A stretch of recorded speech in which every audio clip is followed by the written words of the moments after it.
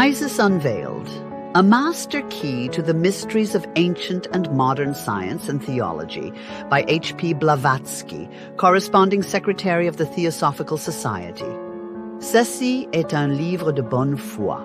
Montaigne, Volume 1, Science. The author dedicates these volumes to the Theosophical Society, which was founded at New York, A.D.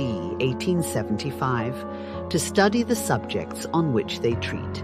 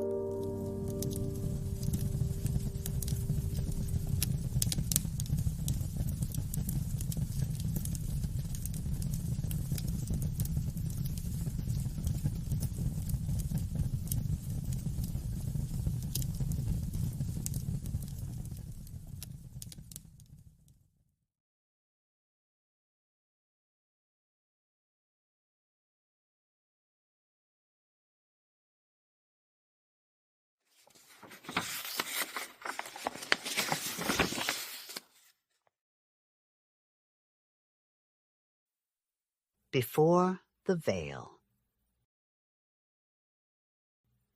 Joan, advance our waving colours on the walls. King Henry VI, Act 1, Scene 6. My life has been devoted to the study of man, his destiny and his happiness. J.R. Buchanan, M.D., Outlines of Lectures on Anthropology. It is 19 centuries since, as we are told, the night of heathenism and paganism was first dispelled by the divine light of Christianity, and 2.5 centuries since the bright lamp of modern science began to shine on the darkness of the ignorance of the ages. Within these respective epochs, we are required to believe the true moral and intellectual progress of the race has occurred. The ancient philosophers were well enough for their respective generations, but they were illiterate as compared with modern men of science. The ethics of paganism perhaps met the wants of the uncultivated people of antiquity, but not until the advent of the luminous Star of Bethlehem was the true road to moral perfection and the way to salvation made plain. Of old, brutishness was the rule, virtue and spirituality the exception. Now, the dullest may read the will of God in his revealed word. Men have every incentive to be good and are constantly becoming better. This is the assumption. What are the facts? On the one hand, an unspiritual, dogmatic, too often debauched clergy, a host of sects, and 3 warring great religions, discord instead of union, dogmas without proofs, sensation-loving preachers, and wealth and pleasure-seeking parishioners' hypocrisy and bigotry, begotten by the tyrannical exigencies of respectability, the rule of the day, sincerity and real piety exceptional.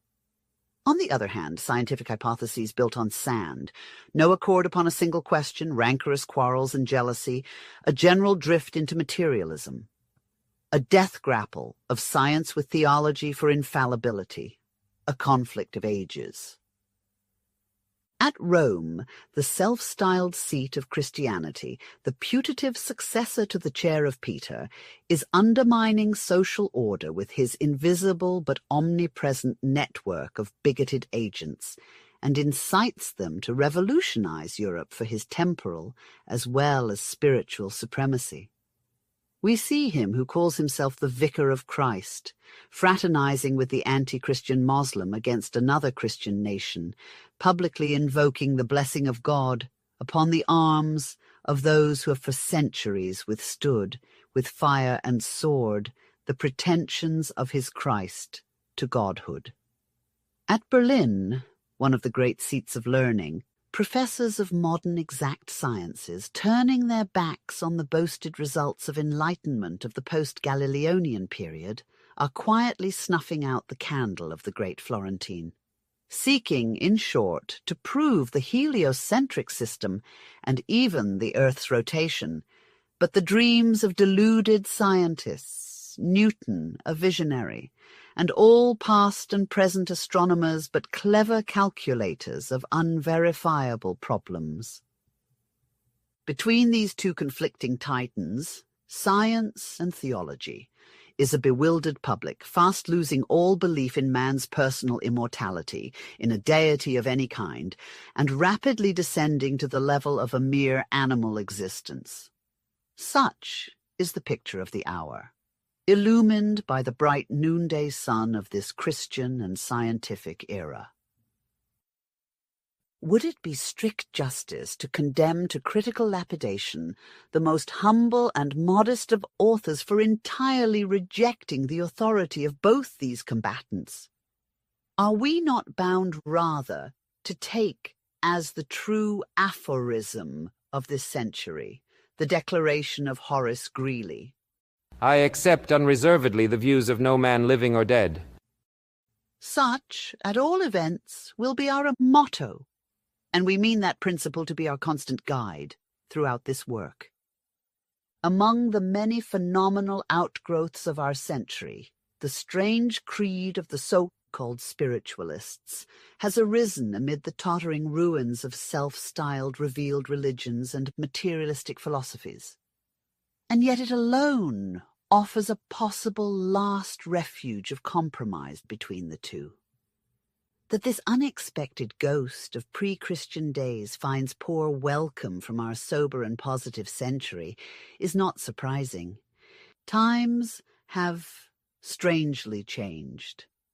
And it is but recently that a well-known Brooklyn preacher pointedly remarked in a sermon that could Jesus come back and behave in the streets of New York as he did in those of Jerusalem, he would find himself confined in the prison of the tombs. What sort of welcome, then, could spiritualism ever expect? True enough, the weird stranger seems neither attractive nor promising at first sight. Shapeless and uncouth, like an infant attended by 7 nurses, it is a coming out of its teens, lame and mutilated. The name of its enemies is Legion. Its friends and protectors are a handful. But what of that? When was ever truth accepted a priori? Because the champions of spiritualism have in their fanaticism magnified its qualities and remained blind to its imperfections, that gives no excuse to doubt its reality. A forgery is impossible when we have no model to forge after. The fanaticism of spiritualists is itself a proof of the genuineness and possibility of their phenomena. They give us facts that we may investigate, not assertions that we must believe without proof. Millions of reasonable men and women do not so easily succumb to collective hallucination. And so, while the clergy, following their own interpretations of the Bible, and science, its self-made codex of the possibilities in nature, refuse it a fair hearing, real science and true religion are silent and gravely wait further developments. The whole question of phenomena rests on the correct comprehension of old philosophies. Whither, then, should we turn in our perplexity, but to the ancient sages, since, on the pretext of superstition, we are refused an explanation by the modern? Let us ask them what they know of genuine science and religion, not in the matter of mere details, but in all the broad conception of these twin truths, so strong in their unity, so weak when divided. Besides, we may find our profit in comparing this boasted modern science with the ancient ignorance. This improved modern theology with the secret doctrines of the ancient universal religion. Perhaps we may thus discover a neutral ground whence we can reach and profit by both. It is the Platonic philosophy, the most elaborate compend of the abstruse systems of old India, that can alone afford us this middle ground. Although 22¼ centuries have elapsed since the death of Plato, the great minds of the world are still occupied with his writings. He was, in the fullest sense of the word, the world's interpreter. And the greatest philosopher of the pre-Christian era mirrored faithfully in his works the spiritualism of the Vedic philosophers who lived thousands of years before himself and its metaphysical expression. Vyasa, Gemini, Kapila, Vrihaspati, Sumati, and so many others will be found to have transmitted their indelible imprint through the intervening centuries upon Plato and his school. Thus is warranted the inference that to Plato and the ancient Hindu sages was alike revealed the same wisdom. So surviving the shock of time, what can this wisdom be but divine and eternal? Plato taught justice as subsisting in the soul of its possessor and his greatest good. Men, in proportion to their intellect, have admitted his transcendent claims. Yet his commentators, almost with one consent, shrink from every passage which implies that his metaphysics are based on a solid foundation and not on ideal conceptions. But Plato could not accept a philosophy destitute of spiritual aspirations. The two were at one with him. For the old Grecian sage, there was a single object of attainment, real knowledge. He considered those only to be genuine philosophers, or students of truth, who possess the knowledge of the really existing in opposition to the mere seeing, of the always existing in opposition to the transitory, and of that which exists permanently in opposition to that which waxes, wanes, and is developed and destroyed alternately. Beyond all finite existences and secondary causes, all laws, ideas, and principles, there is an intelligence or mind, nous, the spirit, the first principle of all principles, the supreme idea on which all other ideas are grounded, the monarch and lawgiver of the universe, the ultimate substance from which all things derive their being and essence, the first and efficient cause of all the order, and harmony, and beauty, and excellency, and goodness, which pervades the universe, who is called, by way of preeminence and excellence, the supreme good, the God, o Theos, the God over all, o Epipasi Theos. He is not the truth nor the intelligence, but the Father of it. Though this eternal essence of things may not be perceptible by our physical senses, it may be apprehended by the mind of those who are not willfully obtuse.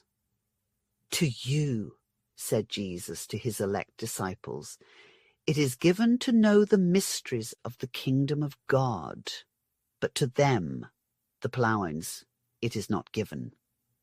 Therefore speak I to them in parables or allegories, because they seeing see not, and hearing they hear not, neither do they understand. The philosophy of Plato, we are assured by Porphyry, of the Neoplatonic school was taught and illustrated in the Mysteries.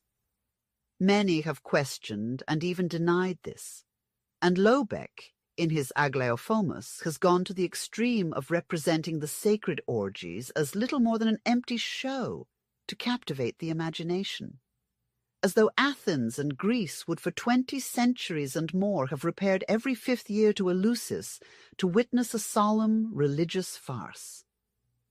Augustine, The Papa Bishop of Hippo has resolved such assertions. He declares that the doctrines of the Alexandrian Platonists were the original esoteric doctrines of the first followers of Plato, and describes Plotinus as a Plato resuscitated. He also explains the motives of the great philosopher for veiling the interior sense of what he taught. As to the myths, Plato declares in the Gorgias and the Phaedon that they were the vehicles of great truths well worth the seeking. But commentators are so little en rapport with the great philosopher as to be compelled to acknowledge that they are ignorant where the doctrinal ends and the mythical begins. Plato put to flight the popular superstition concerning magic and daemons and developed the exaggerated notions of the time into rational theories and metaphysical conceptions. Perhaps these would not quite stand the inductive method of reasoning established by Aristotle. Nevertheless, they are satisfactory in the highest degree to those who apprehend the existence of that higher faculty of insight or intuition, as affording a criterion for ascertaining truth. Basing all his doctrines upon the presence of the Supreme Mind, Plato taught that the nous, spirit, or rational soul of man, being generated by the Divine Father, possessed a nature kindred or even homogeneous with the divinity, and was capable of beholding the eternal realities. This faculty of contemplating reality in a direct and immediate manner belongs to God alone. The aspiration for this knowledge constitutes what is really meant by philosophy, the love of wisdom. The love of truth is inherently the love of good, and so predominating over every desire of the soul, purifying it and assimilating it to the divine, thus governing every act of the individual, it raises man to a participation and communion with divinity, and restores him to the likeness of God. This flight, says Plato in the Theaetetus, consists in becoming like God, and this assimilation is the becoming just and holy with wisdom. The basis of this assimilation is always asserted to be the pre-existence of the spirit or nous. In the allegory of the chariot and winged steeds, given in the Phaedrus, he represents the psychical nature as composite and twofold. The thumos, or epithumetic part, formed from the substances of the world of phenomena, and the thumoides, the essence of which is linked to the eternal world. The present earth life is a fall and punishment. The soul dwells in the grave which we call the body, and in its incorporate state, and previous to the discipline of education, the noetic or spiritual element is asleep. Life is thus a dream rather than a reality. Like the captives in the subterranean cave described in the Republic, the back is turned to the light. We perceive only the shadows of objects, and think them the actual realities. Is not this the idea of Maya, or the illusion of the senses in physical life, which is so marked a feature in Buddhistical philosophy? But these shadows, if we have not given ourselves up absolutely to the sensuous nature, arouse in us the reminiscence of that higher world that we once inhabited. The interior spirit has some dim and shadowy recollection of its antenatal state of bliss, and some instinctive and proleptic yearnings for its return. It is the province of the discipline of philosophy to disenthrall it from the bondage of sense, and raise it into the empyrean of pure thought, to the vision of eternal truth, goodness, and beauty. The soul, says Plato in the Theaetetus, cannot come into the form of a man if it has never seen the truth. This is a recollection of those things which our soul formerly saw when journeying with deity, despising the things which we now say are, and looking up to that which really is. Wherefore the nous or spirit of the philosopher or student of the higher truth alone is furnished with wings, because he, to the best of his ability, keeps these things in mind, of which the contemplation renders even deity itself divine. By making the right use of these things remembered from the former life, by constantly perfecting himself in the perfect mysteries, a man becomes truly perfect.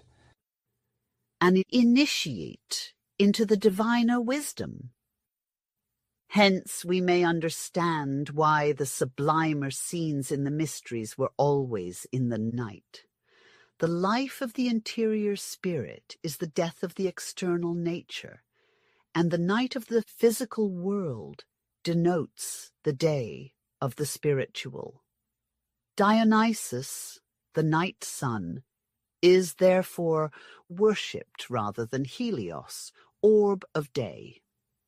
In the mysteries was symbolized the pre-existent condition of the spirit and soul, and the lapse of the latter into earth life and Hades, the miseries of that life, the purification of the soul, and its restoration to divine bliss or reunion with spirit. Theon of Smyrna aptly compares the philosophical discipline to the mystic rites. Philosophy, says he, may be called the initiation into the true arcana and the instruction in the genuine mysteries. There are 5 parts of this initiation. 1, the previous purification. 2, the admission to participation in the arcane rites. 3, the apoptic revelation. 4, the investiture or enthroning. 5th. The 5th, which is produced from all these, is friendship and interior communion with God, and the enjoyment of that felicity which arises from intimate converse with divine beings. Plato denominates the apopteia, or personal view, the perfect contemplation of things which are apprehended intuitively, absolute truths and ideas. He also considers the binding of the head and crowning as analogous to the authority which anyone receives from his instructors of leading others into the same contemplation. The 5th gradation is the most perfect felicity arising from hence, and according to Plato, an assimilation to divinity as far as is possible to human beings. Such is Platonism. Out of Plato, says Ralph Waldo Emerson, come all things that are still written and debated among men of thought. He absorbed the learning of his times, of Greece from Philolaus to Socrates, then of Pythagoras in Italy, then what he could procure from Egypt and the East. He was so broad that all philosophy, European and Asiatic, was in his doctrines. And to culture and contemplation he added the nature and qualities of the poet. The followers of Plato generally adhered strictly to his psychological theories. Several, however, like Xenocrates, ventured into bolder speculations. Speusippus, the nephew and successor of the great philosopher, was the author of the Numerical Analysis, a treatise on the Pythagorean numbers. Some of his speculations are not found in the written dialogues. But as he was a listener to the unwritten lectures of Plato, the judgment of Enfield is doubtless correct, that he did not differ from his master. He was evidently, though not named, the antagonist whom Aristotle criticized when professing to cite the argument of Plato against the doctrine of Pythagoras, that all things were in themselves numbers, or rather inseparable from the idea of numbers. He especially endeavored to show that the Platonic doctrine of ideas differed essentially from the Pythagorean, in that it presupposed numbers and magnitudes to exist apart from things. He also asserted that Plato taught that there could be no real knowledge if the object of that knowledge was not carried beyond or above the sensible. But Aristotle was no trustworthy witness. He misrepresented Plato, and he almost caricatured the doctrines of Pythagoras. There is a canon of interpretation which should guide us in our examinations of every philosophical opinion. the human mind has, under the necessary operation of its own laws, been compelled to entertain the same fundamental ideas, and the human heart to cherish the same feelings in all ages. It is certain that Pythagoras awakened the deepest intellectual sympathy of his age, and that his doctrines exerted a powerful influence upon the mind of Plato.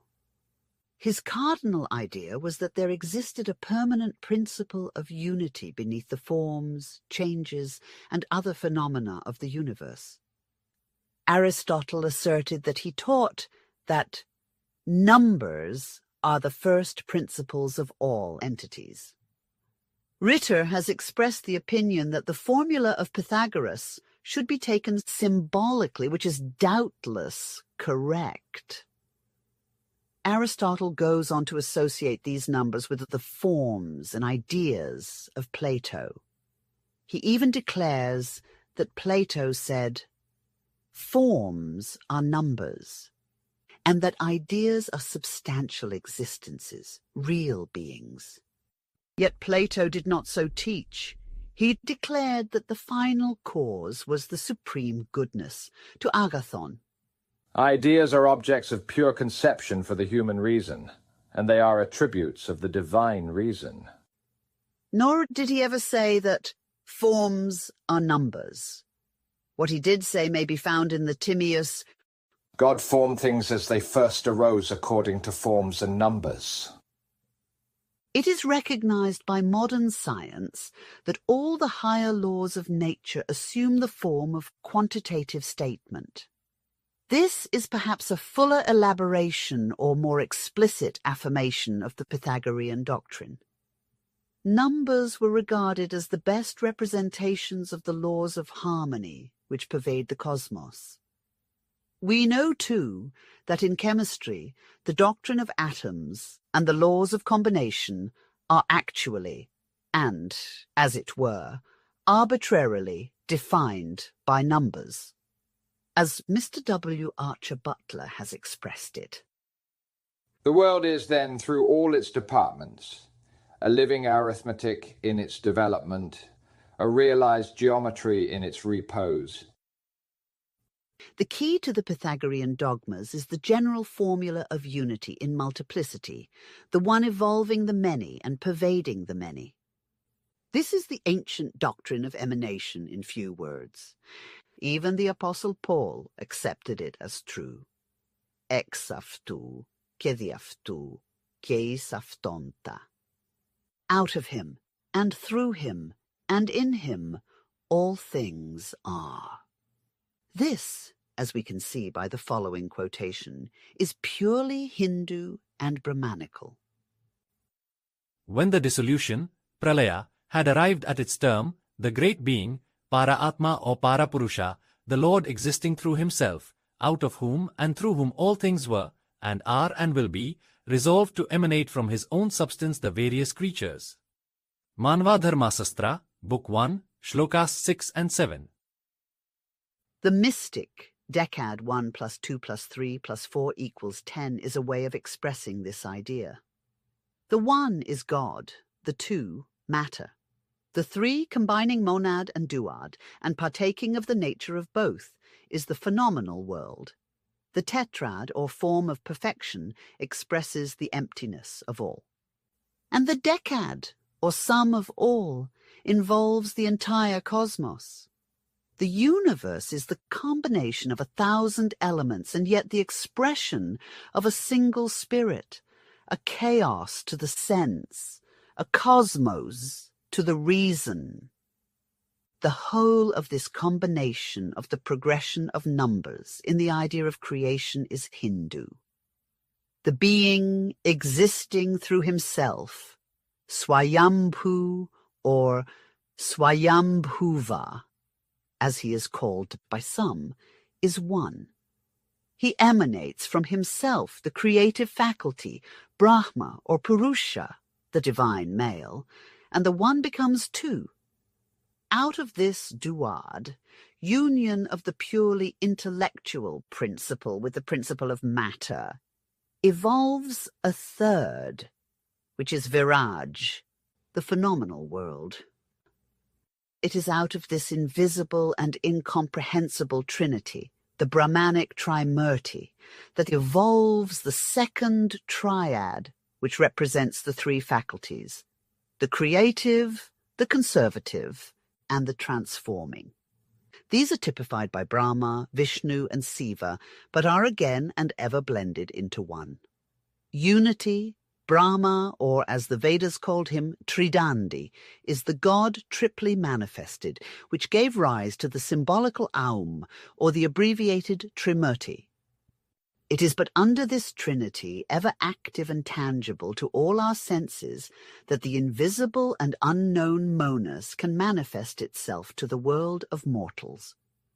When he becomes Sarira, or he who puts on a visible form, he typifies all the principles of matter, all the germs of life. He is Purusha, the god of the three visages, or triple power, the essence of the Vedic triad. Let the Brahmas know the sacred syllable, Aum, the 3 words of the Savitri, and read the Vedas daily. Manu, Book 4, Shloka 125. After having produced the universe, he whose power is incomprehensible vanished again, absorbed in the Supreme Soul.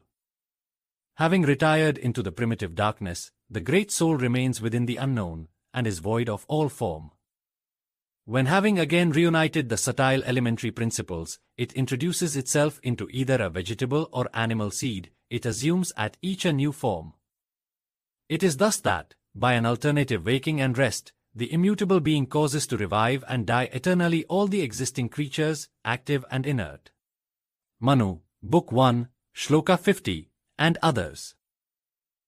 He who has studied Pythagoras and his speculations on the monad, which after having emanated the duad retires into silence and darkness, and thus creates the triad, can realize whence came the philosophy of the great Samian sage, and after him that of Socrates and Plato.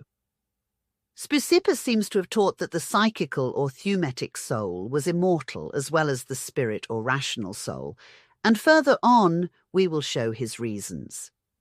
He also, like Philolaus and Aristotle, in his disquisitions upon the soul, makes of ether an element, so that there were 5 principal elements to correspond with the 5 regular figures in geometry. This became also a doctrine of the Alexandrian school.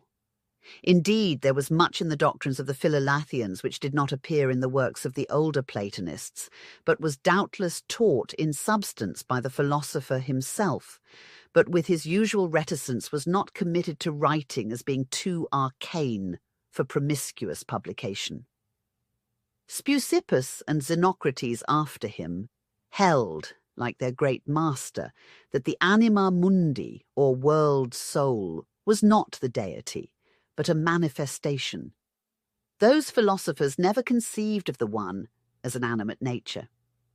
The original One did not exist as we understand the term. Not till he had united with the many, emanated existence, the monad and duad, was a being produced. The Timian, honoured, the something manifested dwells in the centre as in the circumference, but it is only the reflection of the deity, the world soul. In this doctrine we find the spirit of esoteric Buddhism. A man's idea of God is that image of blinding light that he sees reflected in the concave mirror of his own soul, and yet this is not, in very truth, God, but only his reflection. His glory is there, but it is the light of his own spirit that the man sees, and it is all he can bear to look upon. The clearer the mirror, the brighter will be the divine image, but the external world cannot be witnessed in it at the same moment. In the ecstatic yogin, in the illuminated seer, the spirit will shine like the noonday sun. In the debased victim of earthly attraction, the radiance has disappeared, for the mirror is obscured with the stains of matter. Such men deny their God, and would willingly deprive humanity of soul at one blow. No God, no soul. Dreadful, annihilating thought. The maddening nightmare of a lunatic, atheist, presenting before his fevered vision a hideous, ceaseless procession of sparks of cosmic matter created by no one. Self-appearing, self-existent, and self-developing. This self no self, for it is nothing and nobody. Floating onward from no whence, it is propelled by no cause, for there is none, and it rushes no whither. And this in a circle of eternity, blind, inert, and causeless.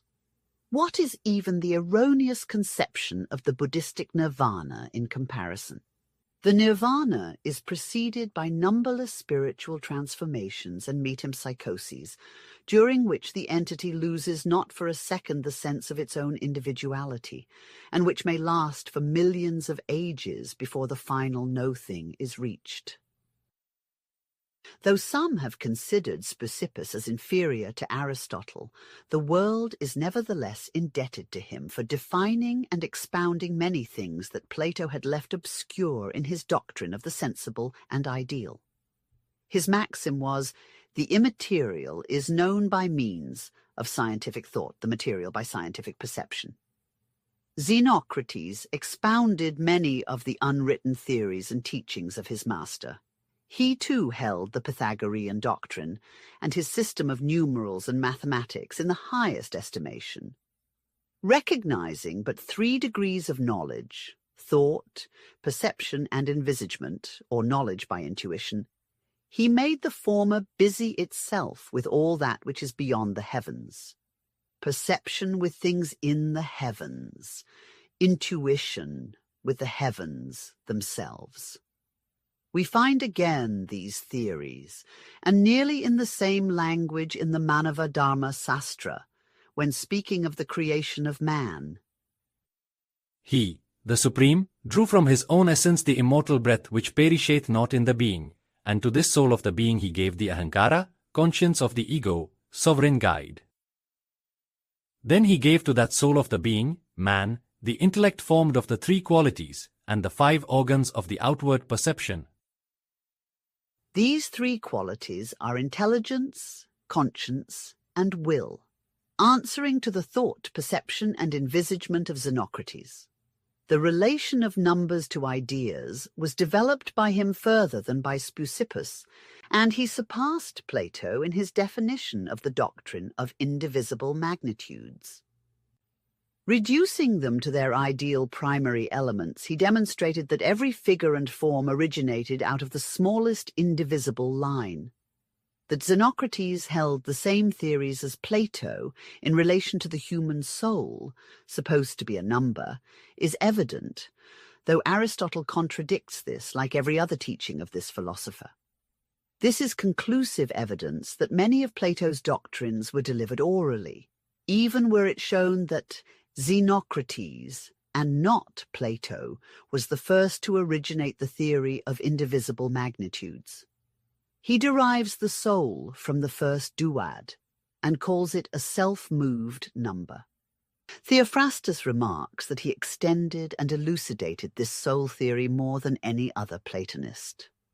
He built upon it the cosmological doctrine, and proved the necessary existence in every part of the universal space of a successive and progressive series of animated and thinking, though spiritual, beings. The human soul with him is a compound of the most spiritual properties of the monad and the duad, possessing the highest principles of both. If, like Plato and Proclus, he refers to the elements as to divine powers and calls them gods, neither himself nor others connected any anthropomorphic idea with the appellation. Krischer remarks that he called them gods only that these elementary powers should not be confounded with the daemons of the netherworld, the elementary spirits. As the soul of the world permeates the whole cosmos, even beasts must have in them something divine. This also is the doctrine of Buddhists and the Hermetists. And Manu endows with a living soul even the plants and the tiniest blade of grass. The daemons, according to this theory, are intermediate beings between the divine perfection and human sinfulness, and he divides them into classes, each subdivided in many others. But he states expressly that the individual or personal soul is the leading guardian daemon of every man, and that no daemon has more power over us than our own. Thus, the daimonion of Socrates is the god or divine entity, which inspired him all his life.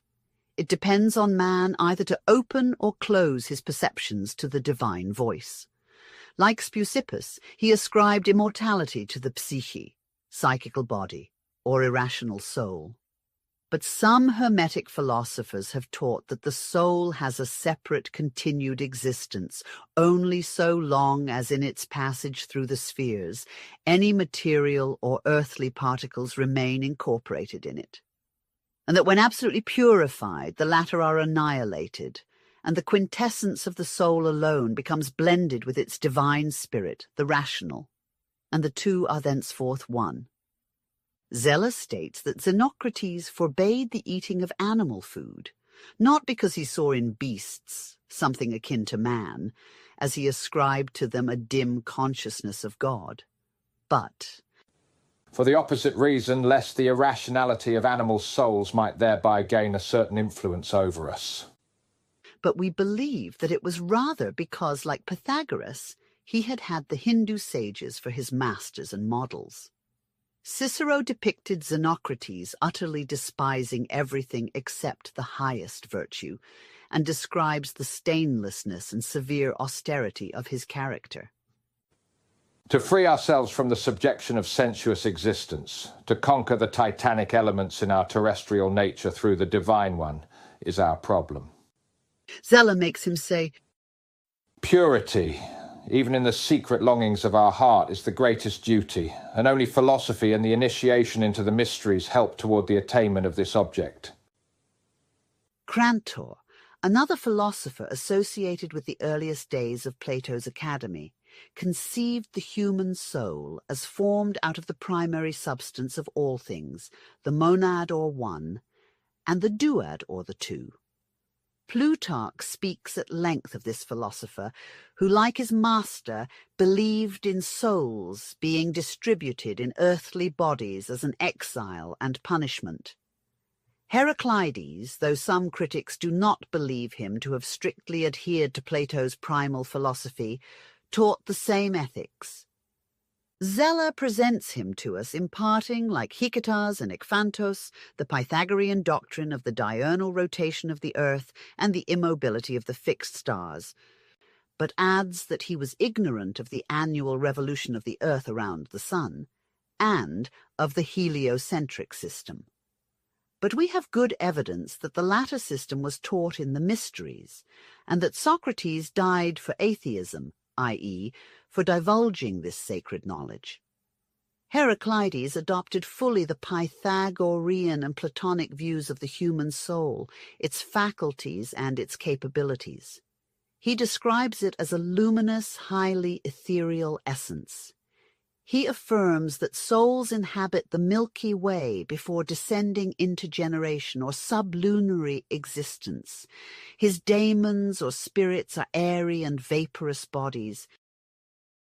In the Epinomes is fully stated the doctrine of the Pythagorean numbers in relation to created things. As a true Platonist, its author maintains that wisdom can only be attained by a thorough inquiry into the occult nature of the creation. It alone assures us an existence of bliss after death. The immortality of the soul is greatly speculated upon in this treatise, but its author adds that we can attain to this knowledge only through a complete comprehension of the numbers. For the man, unable to distinguish the straight line from a curved one, will never have wisdom enough to secure a mathematical demonstration of the invisible, i.e., we must assure ourselves of the objective existence of our soul astral body, before we learn that we are in possession of a divine and immortal spirit. Iamblichus says the same thing, adding, moreover, that it is a secret belonging to the highest initiation. The divine power, he says, always felt indignant with those who rendered manifest the composition of the icosagonus. Viziners who delivered the method of inscribing in a sphere the dodecahedron. The idea that numbers, possessing the greatest virtue, produce always what is good and never what is evil, refers to justice, equanimity of temper, and everything that is harmonious. When the author speaks of every star as an individual soul, he only means what the Hindu initiates and the Hermetists taught before and after him, viz., that every star is an independent planet which, like our Earth, has a soul of its own, every atom of matter being impregnated with the divine influx of the soul of the world. It breathes and lives. It feels and suffers as well as enjoys life in its way. What naturalist is prepared to dispute it on good evidence? Therefore, we must consider the celestial bodies as the images of gods, as partaking of the divine powers in their substance, and though they are not immortal in their sole entity, their agency in the economy of the universe is entitled to divine honors, such as we pay to minor gods. The idea is plain, and one must be malevolent indeed to misrepresent it. If the author of Epinomis places these fiery gods higher than the animals, plants, and even mankind, all of which, as earthly creatures, are assigned by him a lower place, who can prove him wholly wrong? One must needs go deep indeed into the profundity of the abstract metaphysics of the old philosophies, who would understand that their various embodiments of their conceptions are, after all, based upon an identical apprehension of the nature of the first cause, its attributes and method. Again, when the author of Epinomis locates between these highest and lowest gods, embodied souls, three classes of daemons, and peoples the universe with invisible beings, he is more rational than our modern scientists, who make between the two extremes one vast hiatus of being, the playground of blind forces. Of these three classes, the first two are invisible. Their bodies are pure ether and fire, planetary spirits. The daemons of the third class are clothed with vapory bodies. They are usually invisible, but sometimes making themselves concrete become visible for a few seconds. These are the earthly spirits, or our astral souls. It is these doctrines which, studied analogically and on the principle of correspondence, led the ancient and may now lead the modern Philalethean step by step toward the solution of the greatest mysteries. On the brink of the dark chasm separating the spiritual from the physical world stands modern science, with eyes closed and head averted, pronouncing the gulf impassable and bottomless, though she holds in her hand a torch which she need only lower into the depths to show her mistake. But across this chasm, the patient student of Hermetic philosophy has constructed a bridge. In his Fragments of Science, Tyndall makes the following sad confession. If you ask me whether science has solved, or is likely in our day to solve the problem of this universe, I must shake my head in doubt. If moved by an afterthought, he corrects himself later and assures his audience that experimental evidence has helped him to discover in the opprobrium-covered matter the promise and potency of every quality of life. He only jokes. It would be as difficult for Professor Tyndall to offer any ultimate and irrefutable proofs of what he asserts, as it was for Job to insert a hook into the nose of the Leviathan. To avoid confusion that might easily arise by the frequent employment of certain terms in a sense different from that familiar to the reader, a few explanations will be timely. We desire to leave no pretext, either for misunderstanding or misrepresentation. Magic may have one signification to one class of readers and another to another class. We shall give it the meaning which it has in the minds of its Oriental students and practitioners, and so with the words hermetic science, occultism, hierophant, adept, sorcerer, etc. There has been little agreement of late as to their meaning, though the distinctions between the terms are very often insignificant, merely ethnic. Still, it may be useful to the general reader to know just what that is. We give a few alphabetically.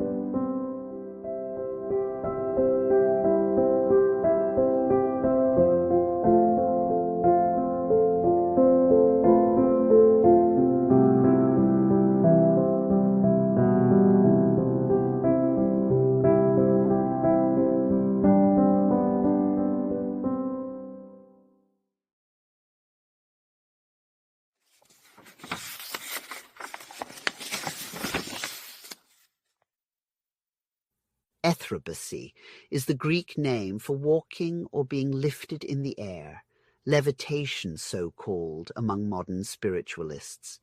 It may be either conscious or unconscious. In the one case, it is magic. In the other, either disease or a power which requires a few words of elucidation. A symbolical explanation of etherobacy is given in an old Syriac manuscript, which was translated in the 15th century by one Malchus, an alchemist.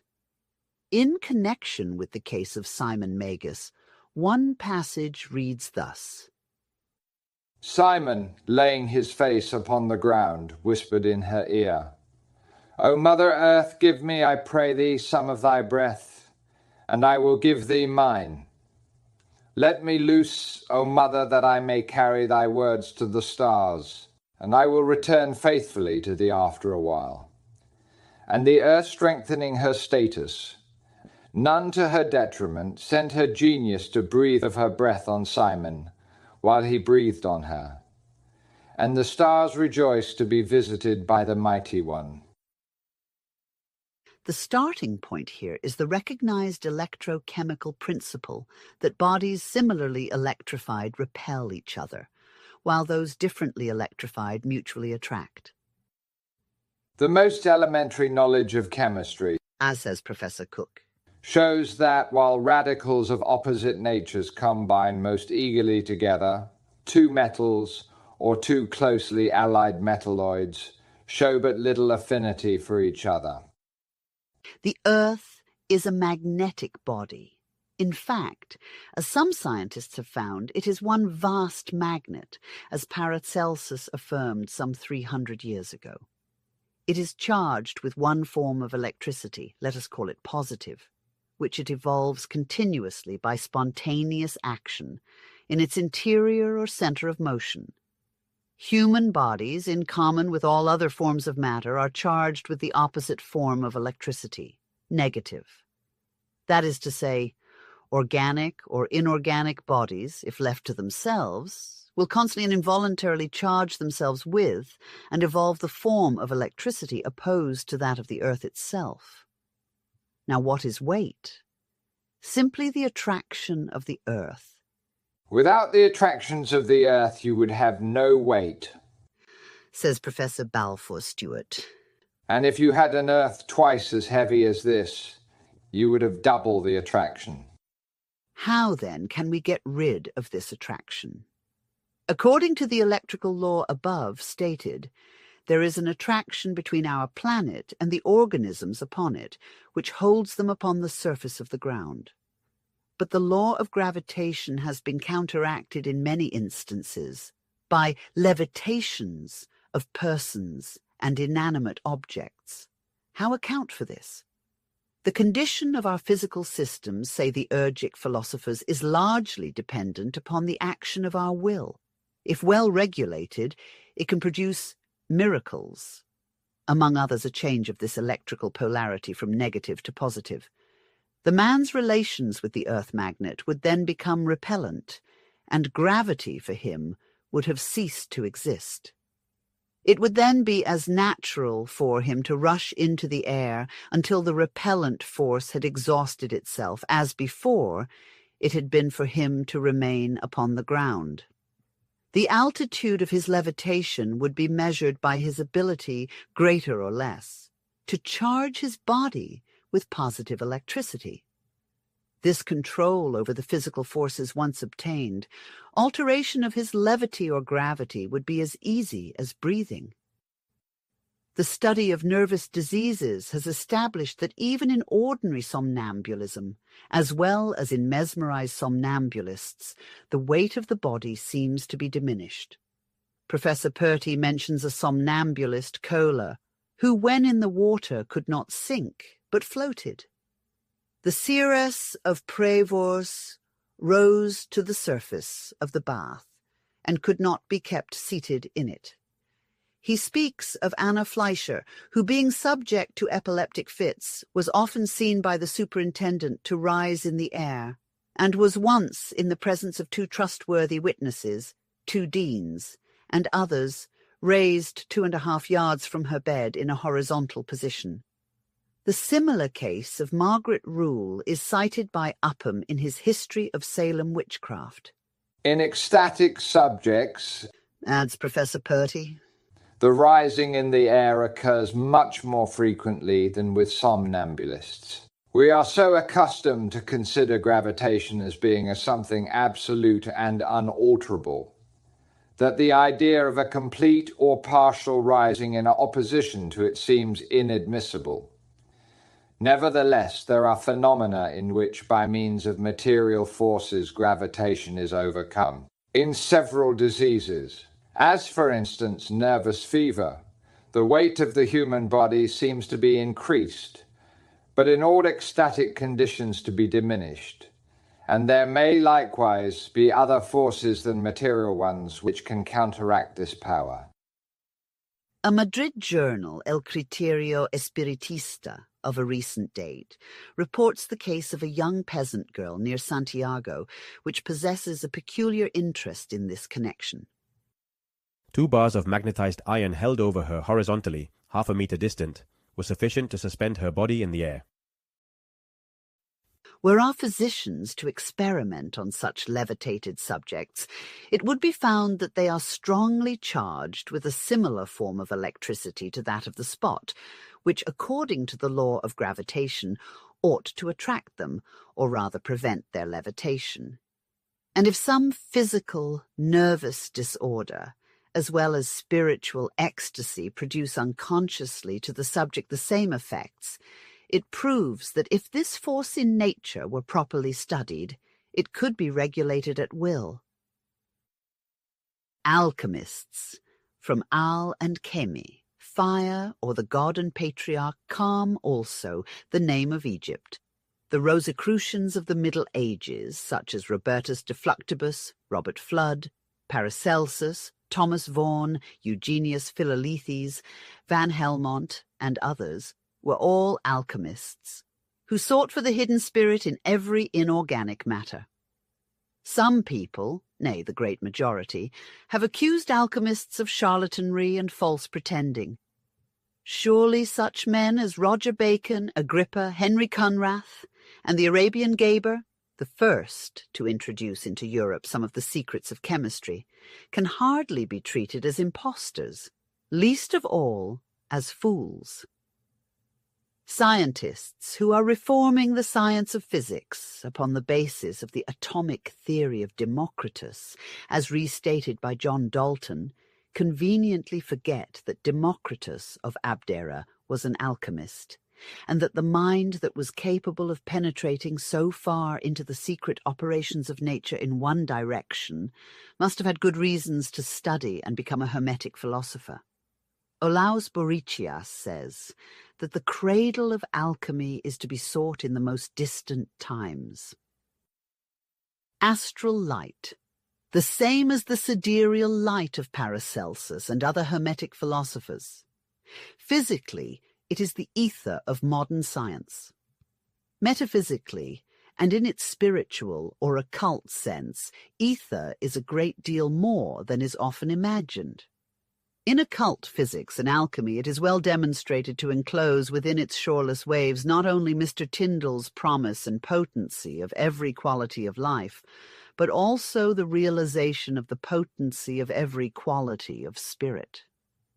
Alchemists and Hermetists believe that their astral or sidereal ether, besides the above properties of sulfur and white and red magnesia or magnus, is the anima mundi, the workshop of nature, and of all the cosmos spiritually as well as physically.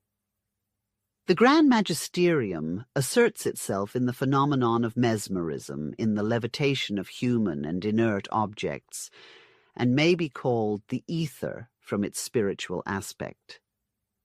The designation astral is ancient, and was used by some of the Neoplatonists.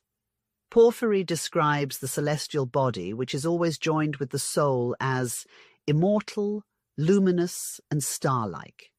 The root of this word may be found, perhaps, in the Scythic iced air, which means star, or the Assyrian Istar, which according to Burnouf has the same sense. As the Rosicrucians regarded the real as the direct opposite of the apparent, and taught that what seems light to matter is darkness to spirit, they searched for the latter in the astral ocean of invisible fire which encompasses the world, and claim to have traced the equally invisible divine spirit which overshadows every man and is erroneously called soul, to the very throne of the invisible and unknown God. As the great cause must always remain invisible and imponderable, they could prove their assertions merely by demonstration of its effects in this world of matter, by calling them forth from the unknowable down into the knowable universe of effects. That this astral light permeates the whole cosmos, lurking in its latent state, even in the minutest particle of rock, they demonstrate by the phenomenon of the spark from flint and from every other stone, whose spirit, when forcibly disturbed, springs to sight spark-like and immediately disappears in the realms of the unknowable. Paracelsus named it the sidereal light, taking the term from the Latin. He regarded the starry host, our Earth included, as the condensed portions of the astral light which fell down into generation and matter, but whose magnetic or spiritual emanations kept constantly a never-ceasing intercommunication between themselves and the parent fount of all, the astral light. The stars attract from us to themselves, and we from them again to us, he says. The body is wood, and the life is fire, which comes like the light from the stars and from heaven. Magic is the philosophy of alchemy, he says again. Everything pertaining to the spiritual world must come to us through the stars, and if we are in friendship with them, we may attain the greatest magical effects. As fire passes through an iron stove, so do the stars pass through man with all their properties, and go into him as the rain into the earth, which gives fruit out of that same rain. Now observe that the stars surround the whole earth, as a shell does the egg. Through the shell comes the air, and penetrates to the center of the world. The human body is subjected, as well as the earth and planets and stars, to a double law. It attracts and repels, for it is saturated through with double magnetism, the influx of the astral light. Everything is double in nature. Magnetism is positive and negative, active and passive, male and female. Night wrests humanity from the day's activity and restores the equilibrium of human as well as of cosmic nature. When the mesmerizer will have learned the grand secret of polarizing the action and endowing his fluid with a bisexual force, he will have become the greatest magician living. Thus the astral light is androgyne, for equilibrium is the resultant of two opposing forces eternally reacting upon each other. The result of this is life. When the two forces are expanded and remain so long inactive as to equal one another and so come to a complete rest, the condition is death. A human being can blow either a hot or a cold breath, and can absorb either cold or hot air. Every child knows how to regulate the temperature of his breath, but how to protect oneself from either hot or cold air, no physiologist has yet learned with certainty.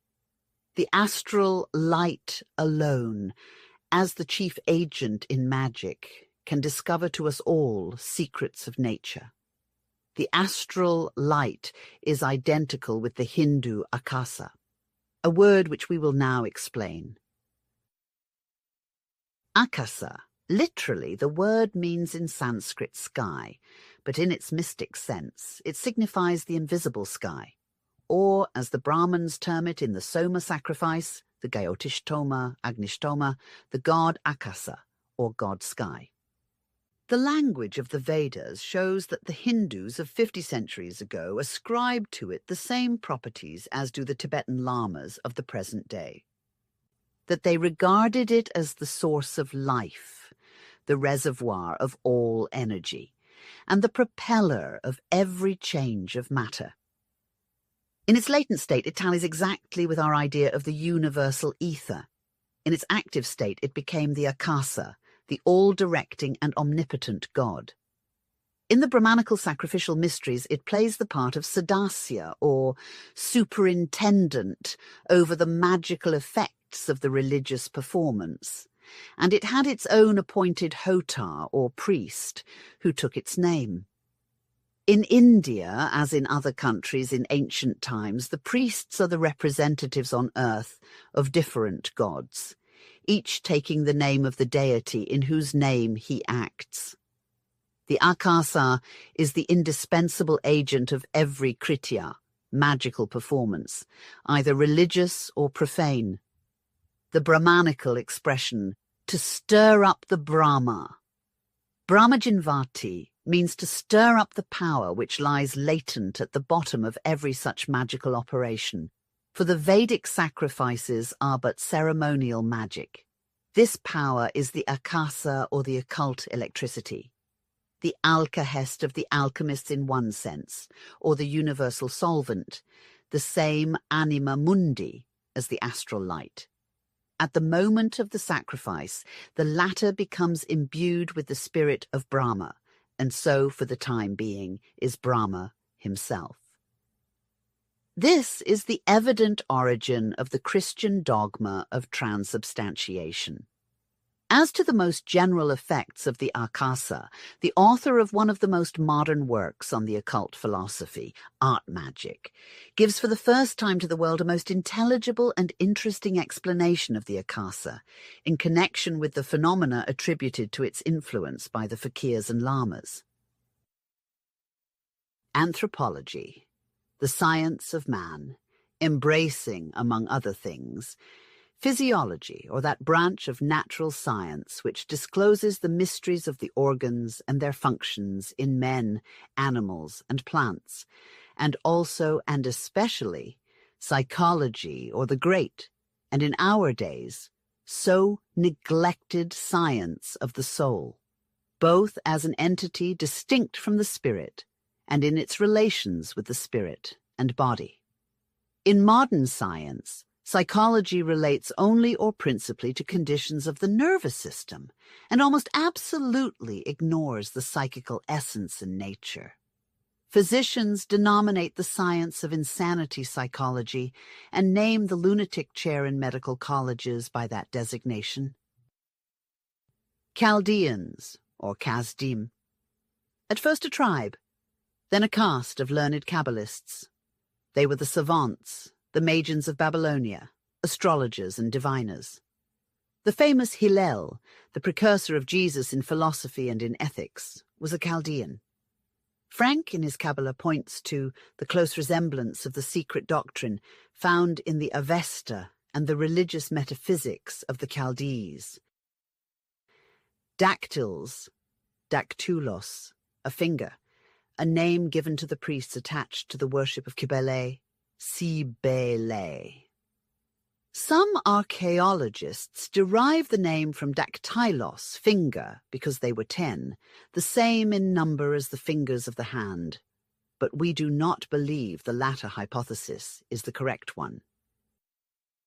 Daemons, a name given by the ancient people and especially the philosophers of the Alexandrian school to all kinds of spirits, whether good or bad, human or otherwise. The appellation is often synonymous with that of gods or angels. But some philosophers tried, with good reason, to make a just distinction between the many classes. Demiurgos, or demiurge, artificer, the supernal power which built the universe. Freemasons derive from this word their phrase of supreme architect.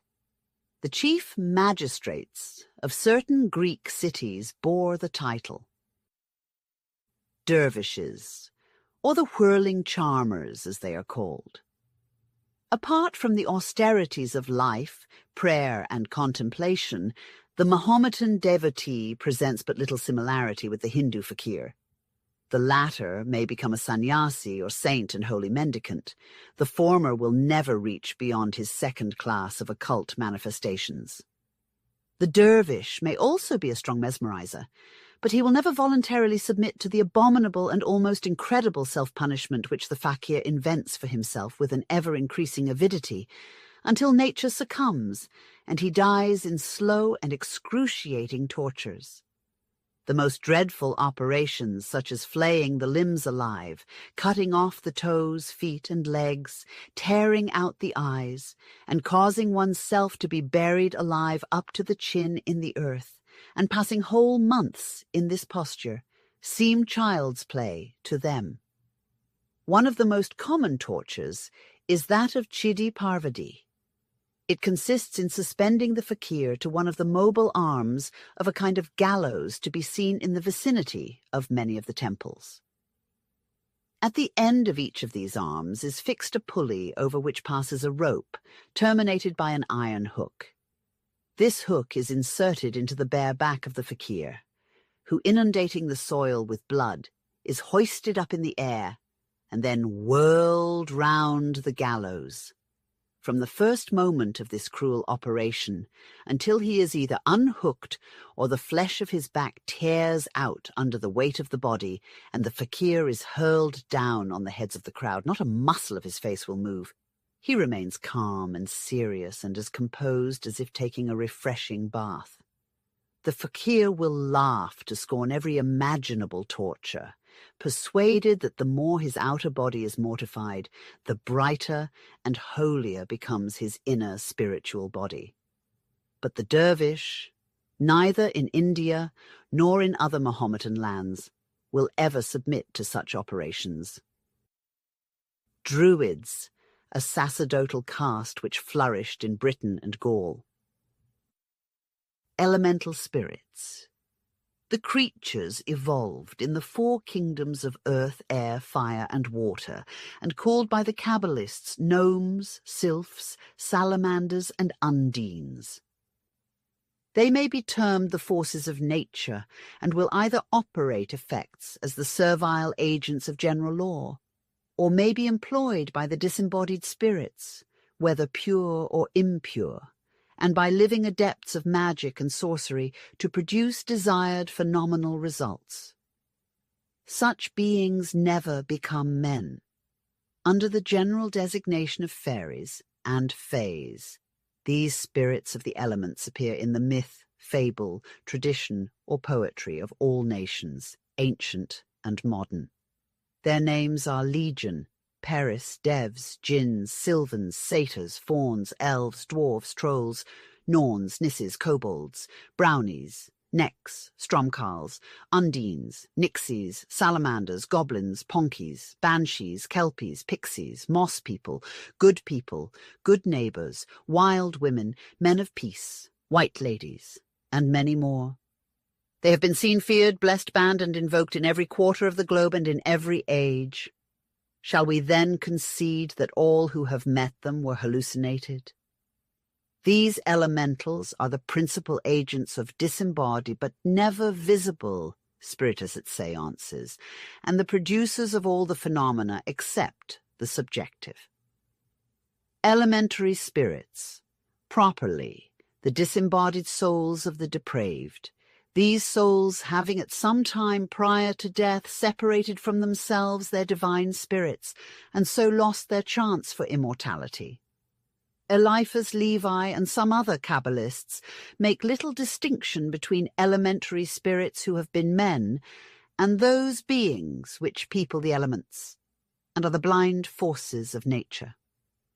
Once divorced from their bodies, these souls, also called astral bodies, of purely materialistic persons, are irresistibly attracted to the earth, where they live a temporary and finite life, amid elements congenial to their gross natures. From having never, during their natural lives, cultivated their spirituality, but subordinated it to the material and gross, they are now unfitted for the lofty career of the pure disembodied being, for whom the atmosphere of earth is stifling and mephitic, and whose attractions are all away from it.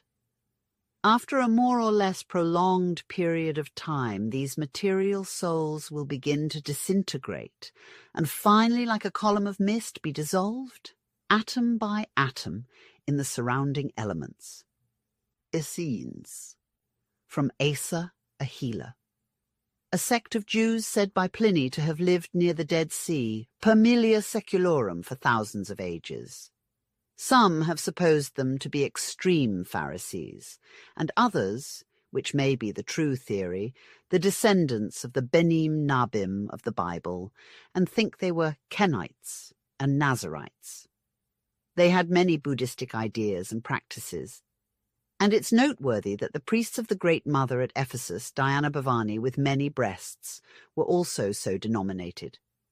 Eusebius, and after him De Quincey, declared them to be the same as the early Christians, which is more than probable.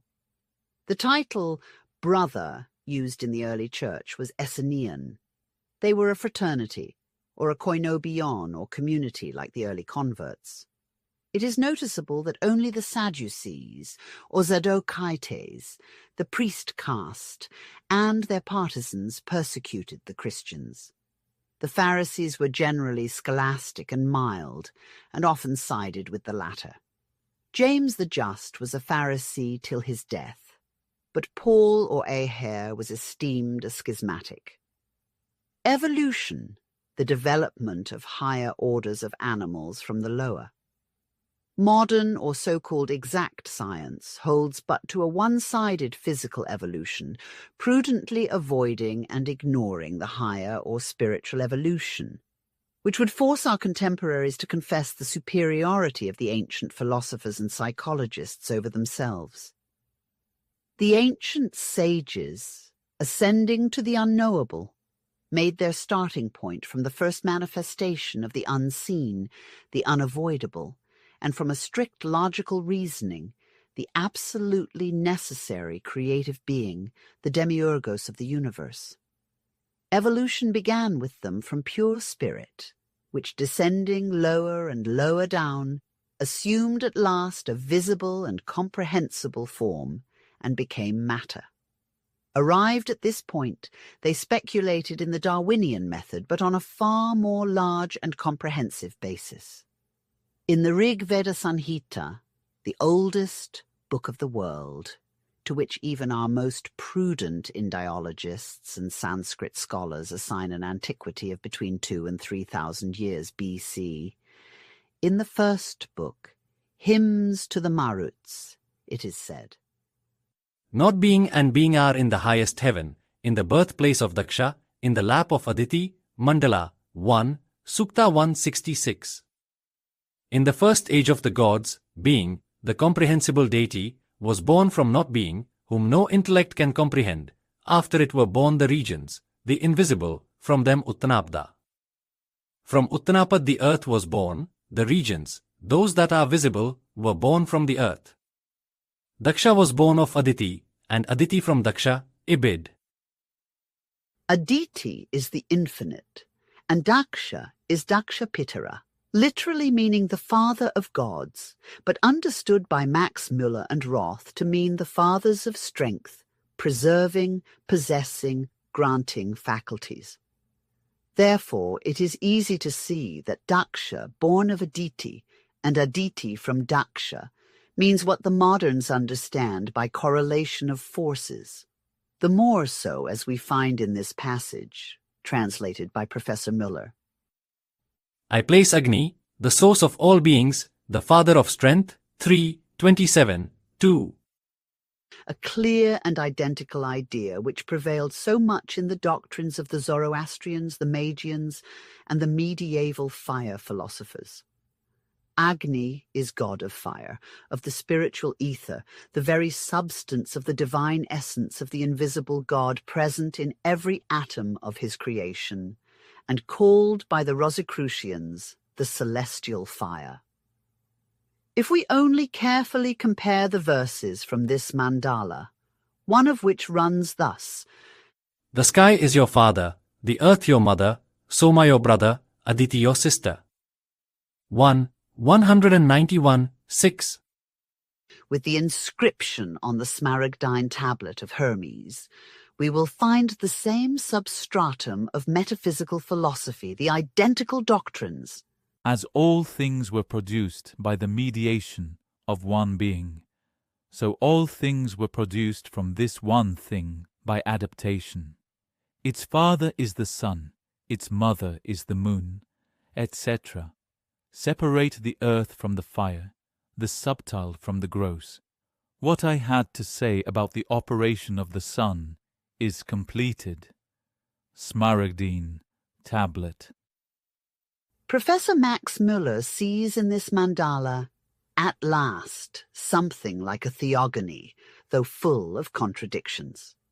The alchemists, Kabbalists, and students of mystic philosophy will find therein a perfectly defined system of evolution in the cosmogony of a people who lived a score of thousands of years before our era. They will find in it, moreover, a perfect identity of thought and even doctrine with the Hermetic philosophy, and also that of Pythagoras and Plato. In evolution, as it is now beginning to be understood, there is supposed to be in all matter an impulse to take on a higher form, a supposition clearly expressed by Manu and other Hindu philosophers of the highest antiquity. The philosopher's tree illustrates it in the case of the zinc solution. The controversy between the followers of this school and the emanationists may be briefly stated thus. The evolutionist stops all inquiry at the borders of the unknowable. The emanationist believes that nothing can be evolved, or as the word means, unwombed or born, except it has first been involved, thus indicating that life is from a spiritual potency above the whole. Fakirs, religious devotees in East India. They are generally attached to Brahmanical pagodas and follow the laws of Manu. A strictly religious fakir will go absolutely naked, with the exception of a small piece of linen called dhoti around his loins.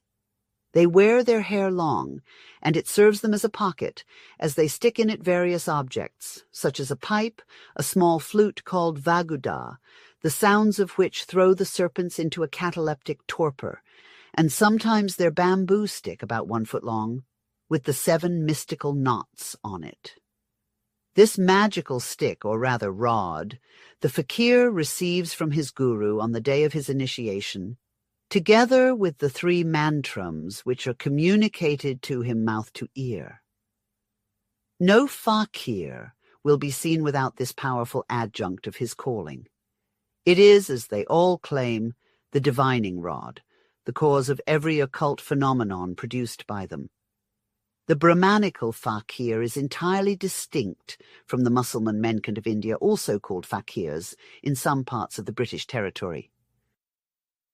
Hermetist, from Hermes, the god of wisdom, known in Egypt, Syria, and Phoenicia as Thoth, Tat, Adad, Seth, and Sat-an, the latter not to be taken in the sense applied to it by Moslems and Christians, and in Greece as Cadmus. The Kabbalists identify him with Adam Kadmon, the first manifestation of the divine power, and with Enoch. There were 2 Hermes. The elder was the Trismegistus, and the second an emanation or permutation of himself, the friend and instructor of Isis and Osiris. Hermes is the god of the priestly wisdom like Mazius. Hierophant, discloser of sacred learning. The old man, the chief of the adepts at the initiations who explained the arcane knowledge to the neophytes, bore this title. In Hebrew and Chaldaic, the term was Peter, or opener, discloser. Hence the Pope, as the successor of the Hierophant of the ancient mysteries, sits in the pagan chair of St. Peter. The vindictiveness of the Catholic Church toward the alchemists and to arcane and astronomical science is explained by the fact that such knowledge was the ancient prerogative of the Hierophant, or representative of Peter, who kept the mysteries of life and death. Men like Bruno, Galileo, and Kepler, therefore, and even Cagliostro, trespassed on the preserves of the Church and were accordingly murdered. Every nation had its mysteries and hierophants. Even the Jews had their Peter, Tanaim or Rabbin, like Hillel, Akiba, and other famous Kabbalists, who alone could impart the awful knowledge contained in the Merkaba. In India, there was in ancient times one, and now there are several hierophants scattered about the country, attached to the principal pagodas, who are known as the Brahma Atmas. In Tibet, the chief hierophant is the Dalai, or Dalai Lama of Lhasa.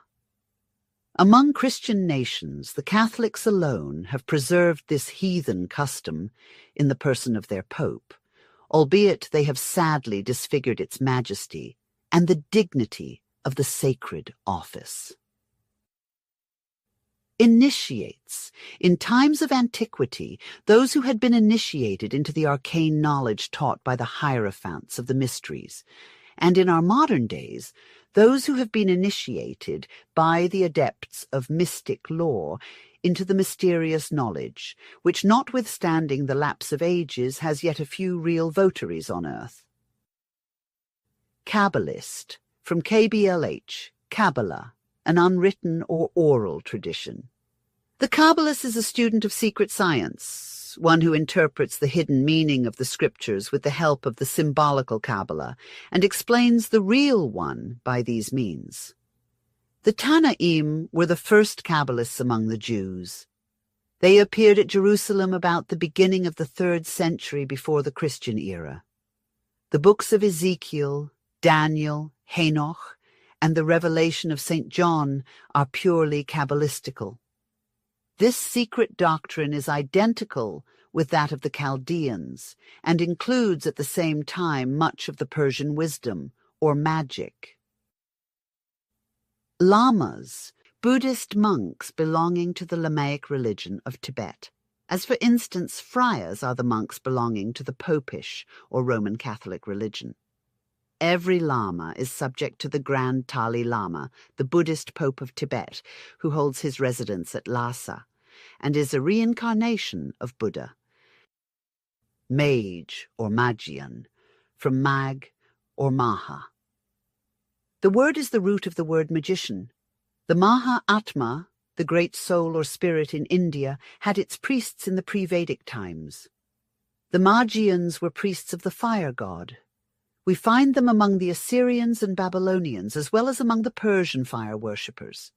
The three Magi, also denominated kings, that are said to have made gifts of gold, incense, and myrrh to the infant Jesus, were fire worshippers like the rest, and astrologers, for they saw his star. The high priest of the Parsis at Surat is called Mobed. Others derived the word from Meg. Mayab signifying something grand and noble. Zoroaster's disciples were called Megestum, according to Klucker. Magician. This term, once a title of renown and distinction, has come to be wholly perverted from its true meaning. Once the synonym of all that was honourable and reverent, of a possessor of learning and wisdom, it has become degraded into an epithet to designate one who is a pretender and a juggler, a charlatan, in short, or one who has sold his soul to the evil one, who misuses his knowledge and employs it for low and dangerous uses, according to the teachings of the clergy, and a mass of superstitious fools who believe the magician a sorcerer and an enchanter. But Christians forget, apparently, that Moses was also a magician, and Daniel, master of the magicians, astrologers, Chaldeans, and soothsayers. Daniel, verse 11. The word magician, then, scientifically speaking, is derived from mag, ma, Hindu or Sanskrit maha, great, a man well versed in the secret or esoteric knowledge, properly a sacerdote. Manticism, or mantic frenzy. During this state was developed the gift of prophecy. The two words are nearly synonymous. One was as honoured as the other. Pythagoras and Plato held it in high esteem, and Socrates advised his disciples to study manticism. The Church Fathers, who condemned so severely the mantic frenzy in pagan priests and Pythia, were not above applying it to their own uses. The Montanists, who took their name from Montanus, a bishop of Phrygia who was considered divinely inspired, rivaled with the Mantes, or prophets. Tertullian, Augustine, and the martyrs of Carthage were of the number, says the author of Prophecy, Ancient and Modern. The Montanists seem to have resembled the Bacchantes in the wild enthusiasm that characterized their orgies, he adds. There is a diversity of opinion as to the origin of the word manticism. There was the famous Mantis the seer in the days of Melampus and Protus, king of Argos, and there was Manto, the daughter of the prophet of Thebes, herself a prophetess. Cicero describes prophecy and mantic frenzy by saying that in the inner recesses of the mind is divine prophecy hidden and confined, a divine impulse, which when it burns more vividly is called furor, frenzy, madness. But there is still another etymology possible for the word mantis, and to which we doubt if the attention of the philologists was ever drawn. The mantic frenzy may, perchance, have a still earlier origin. The two sacrificial cups of the Soma mystery used during the religious rites, and generally known as grahas, are respectively called sukra and manti.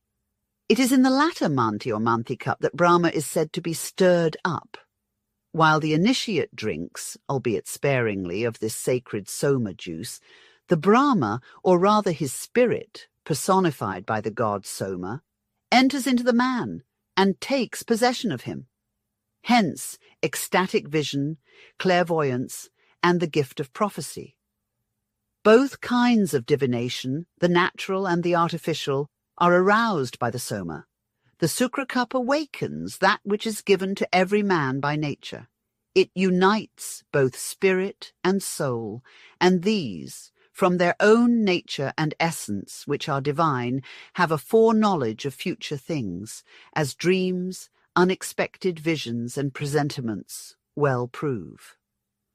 The contents of the other cup, the manti, which stirs the Brahma, put there by the soul in communication not only with the minor gods, the well-informed but not omniscient spirits, but actually with the highest divine essence itself.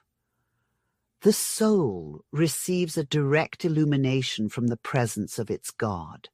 But as it is not allowed to remember certain things well known only in heaven, the initiated person is generally seized with a kind of sacred frenzy, and upon recovering from it only remembers that which is allowed to him. As to the other kind of seers and diviners, those who make a profession of and a living by it, they are usually held to be possessed by a Gandharva, a deity which is nowhere so little honored as in India. Mantra, a Sanskrit word conveying the same idea as the ineffable name. Some mantras, when pronounced according to magical formula taught in the Atharva Veda, produce an instantaneous and wonderful effect. In its general sense, though, a mantra is either simply a prayer to the gods and powers of heaven, as taught by the Brahmanical books, and especially Manu, or else a magical charm. In its esoteric sense, the word of the mantra, or mystic speech, is called by the Brahmans Vash.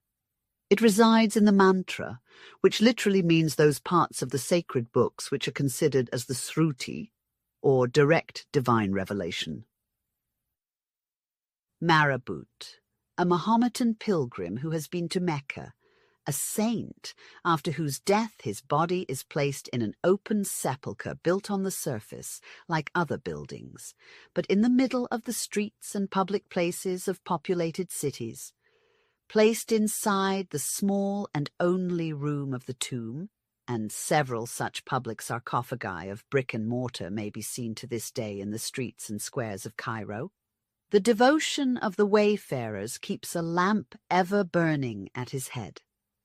The tombs of some of these marabots have a great fame for the miracles they are alleged to perform.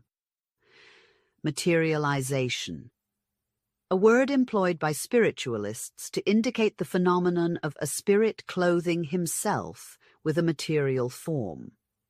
The far less objectionable term, form manifestation, has been recently suggested by Mr. Stainton Moses of London.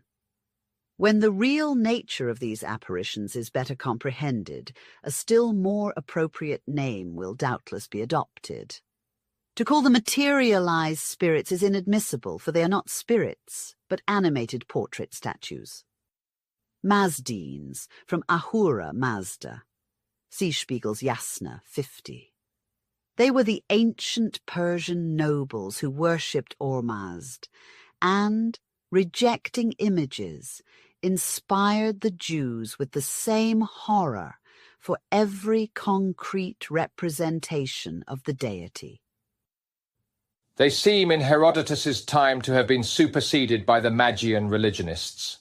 The Parsis and Gebers, Geberim, mighty men, of Genesis 6 and 10, 8, appear to be Magian religionists.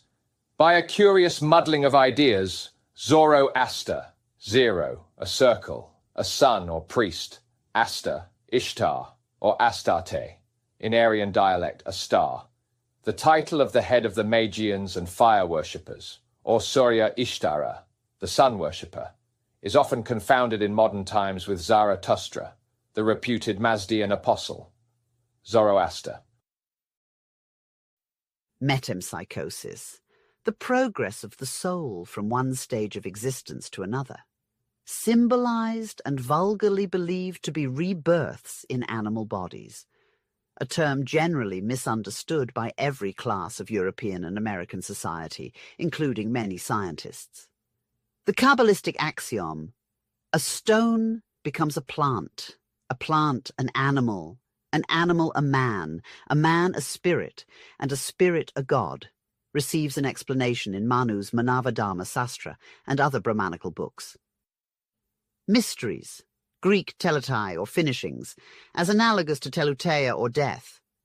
They were observances, generally kept secret from the profane and uninitiated, in which were taught by dramatic representation and other methods the origin of things, the nature of the human spirit, its relations to the body, and the method of its purification and restoration to higher life.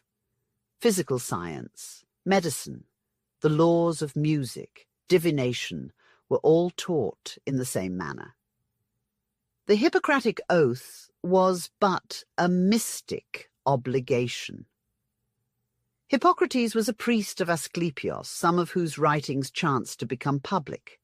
But the Asclepiades were initiates of the Aesculapian serpent worship, as the Bacchantes were of the Dionysia, and both rites were eventually incorporated with the Eleusinia. We will treat of the mysteries fully in the subsequent chapters. Mystics, those initiated. But in the medieval and later periods, the term was applied to men like Bemen, the Theosophist, Molinos the Quietist, Nicholas of Basel, and others who believed in a direct interior communion with God, analogous to the inspiration of the prophets. Nabia, seership, soothsaying. This oldest and most respected of mystic phenomena is the name given to prophecy in the Bible, and is correctly included among the spiritual powers, such as divination, clairvoyant visions, trance conditions, and oracles. But while enchanters, diviners, and even astrologers are strictly condemned in the Mosaic books, prophecy, seership, and nabaya appear as the special gifts of heaven.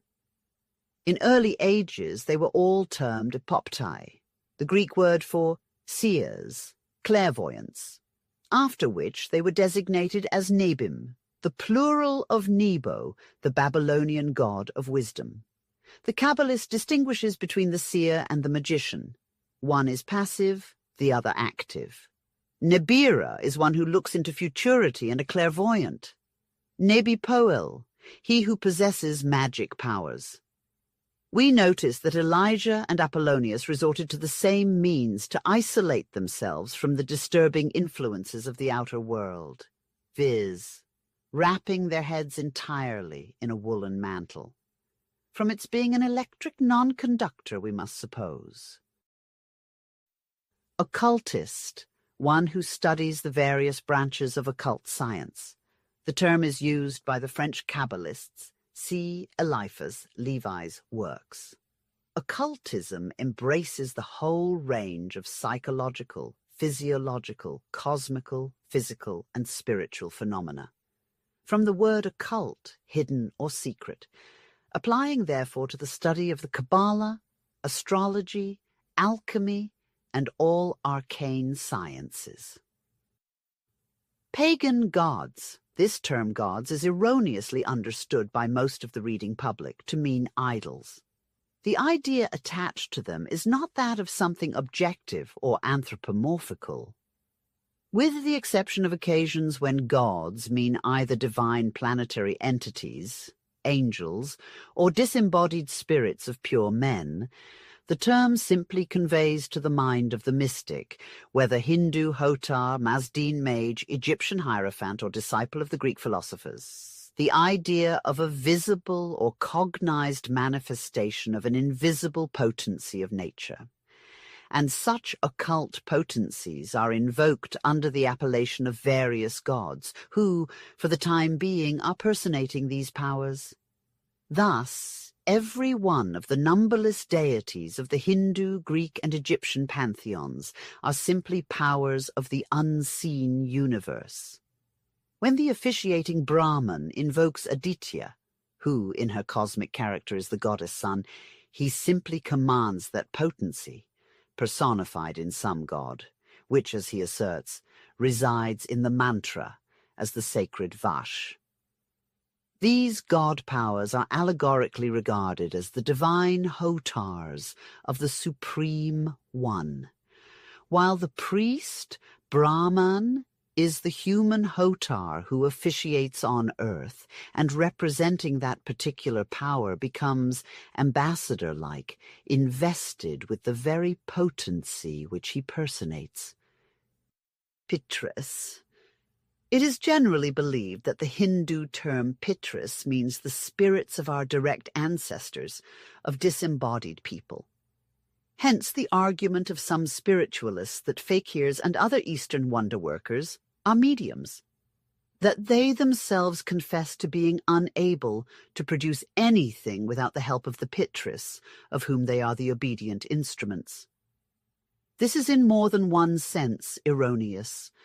The Pitris are not the ancestors of the present living men, but those of the human kind, or Adamic race.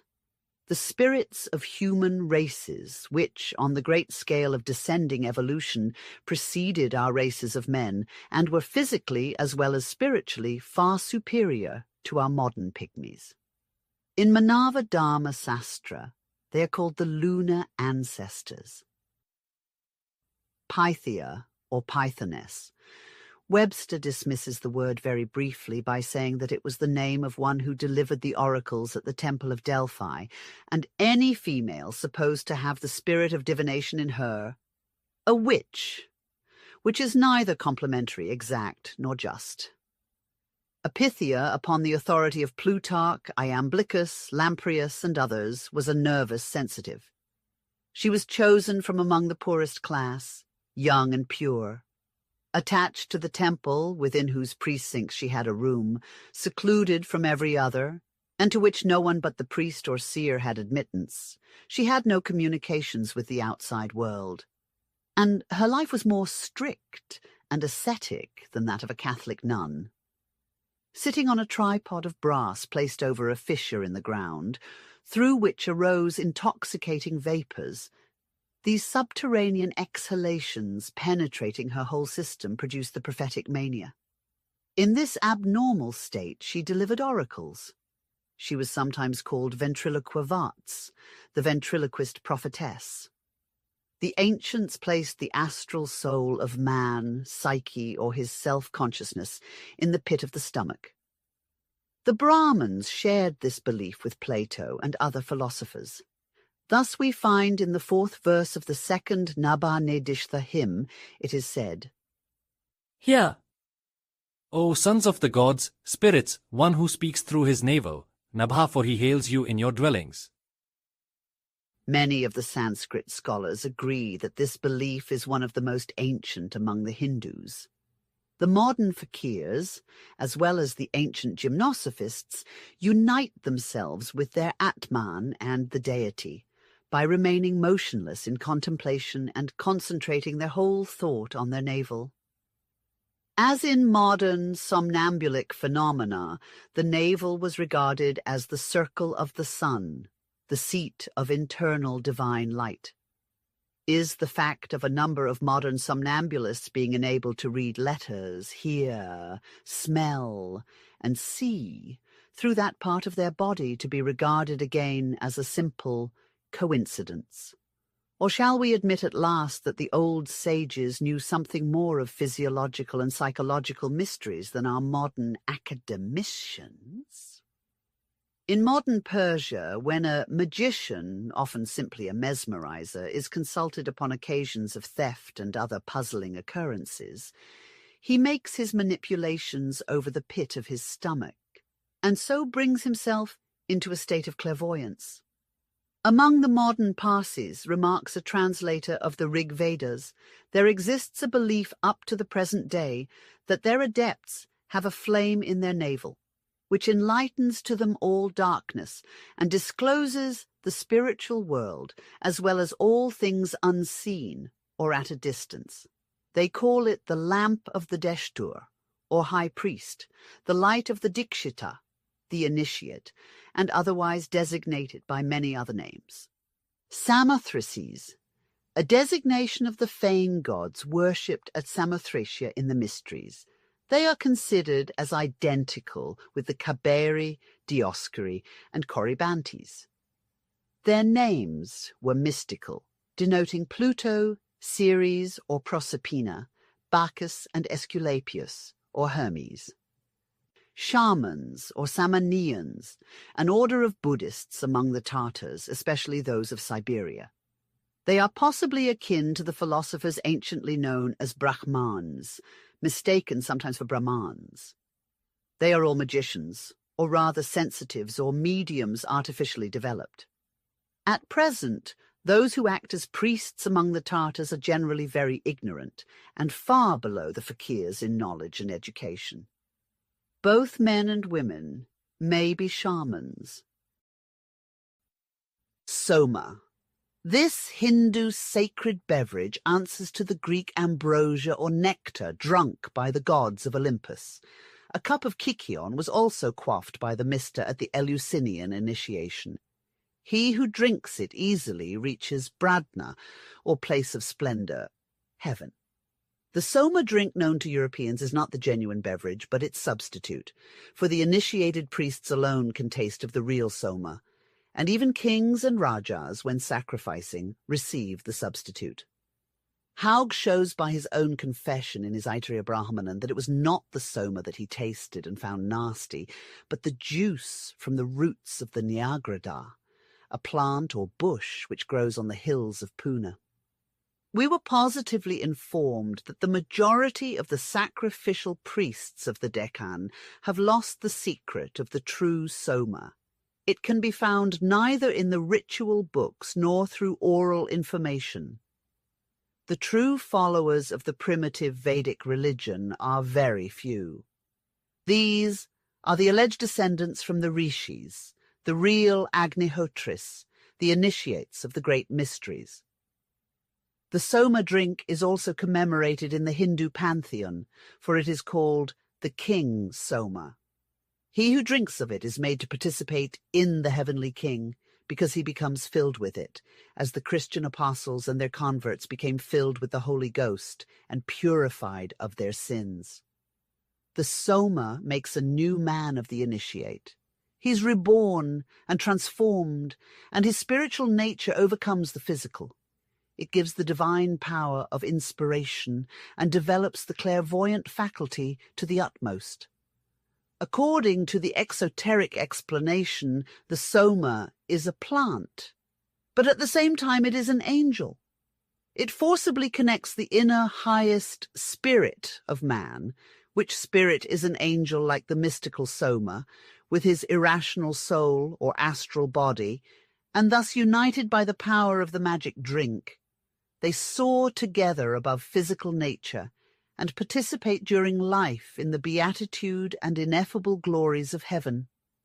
Thus, the Hindu Soma is mystically, and in all respects, the same that the Eucharistic supper is to the Christian. The idea is similar. By means of the sacrificial prayers, the mantras, this liquor is supposed to be transformed on the spot into real Soma, or the angel, and even into Brahma himself. Some missionaries have expressed themselves very indignantly about this ceremony, the more so that, generally speaking, the Brahmins use a kind of spirituous liquor as a substitute. But do the Christians believe less fervently in the transubstantiation of the communion wine into the blood of Christ, because this wine happens to be more or less spirituous? Is not the idea of the symbol attached to it the same? But the missionaries say that this hour of Soma drinking is the golden hour of Satan, who lurks at the bottom of the Hindu sacrificial cup. Spirit. The lack of any mutual agreement between writers in the use of this word has resulted in dire confusion. It is commonly made synonymous with soul, and the lexicographers countenance the usage. This is the natural result of our ignorance of the other word, and repudiation of the classification adopted by the ancients. Elsewhere we attempt to make clear the distinction between the terms spirit and soul. There are no more important passages in this work. Meanwhile, we will only add that spirit is the nous of Plato, the immortal, immaterial, and purely divine principle in man, the crown of the human triad, whereas soul is the psyche or the nephesh of the Bible, the vital principle or the breath of life, which every animal, down to the infusoria, shares with man. In the translated Bible it stands indifferently for life, blood, and soul. "Let us not kill his nephesh," says the original text. "Let us not kill him," translate the Christians, Genesis 37.21, and so on. Theosophists. In the medieval ages, it was the name by which were known the disciples of Paracelsus of the 16th century, the so-called fire philosophers, or philosophi per ignem. As well as the Platonists, they regarded the soul, psyche, and the divine spirit, nous, as a particle of the great arcos, a fire taken from the eternal ocean of light. The Theosophical Society, to which these volumes are dedicated by the author as a mark of affectionate regard, was organized at New York in 1875. The object of its founders was to experiment practically in the occult powers of nature, and to collect and disseminate among Christians information about the Oriental religious philosophies.